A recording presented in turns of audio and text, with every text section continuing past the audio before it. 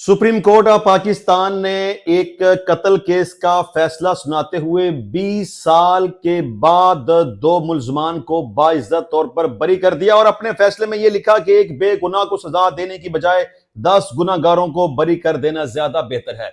Supreme court of Pakistan ने अपने फैसले में यह भी लिखा कि मुद्दई मुकदमा अपने केस को साबित करने में नाकाम रहा है और मुल्जमान के खिलाफ जो गवाहान थे उनकी शहादत के ऊपर एतबार नहीं किया जा सकता।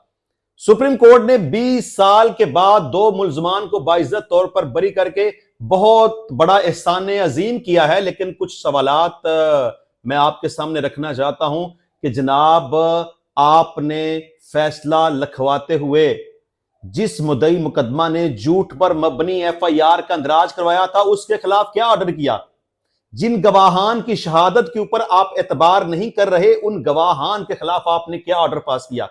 जिस ट्रायल कोर्ट ने गलत तौर पर फैसला सुनाते हुए सजाए मौत का हुक्म दिया उस ट्रायल कोर्ट के जज के खिलाफ आपने क्या फैसला किया।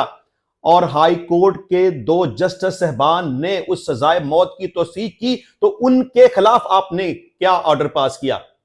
सवाल यह पैदा होता है कि आपका इंसाफ करने का तरीकाकार यह है कि आप बर वक्त इंसाफ नहीं कर सकते और खुद आप यह कहते हैं कि अगर बर वक्त इंसाफ मुहैया ना किया जाए तो इसका मतलब यह होता है कि आपने इंसाफ नहीं किया। जिस दो मुल्जमान ने 20 साल जेल में गुजारे उस 20 साल का हिसाब कौन देगा। उनकी फैमिली ने जितना सरवाइव किया, जितनी मुशक्कत और तकालीफ और परेशानी का सामना किया, उसका हिसाब कौन देगा। मैं समझता हूं कि इन दो मुल्जमान ने जो 20 साल जेल में गुजारे हैं उसकी जिम्मेदारी सारी की सारी हमारी अदलिया के सर के ऊपर आती है। आपको सोचना चाहिए, शर्म करनी चाहिए, डूब के मरना चाहिए कि जिस मनसब को लेकर आप बैठे हुए हैं कि आपने इंसाफ करना है लेकिन आप इंसाफ नहीं कर पा रहे।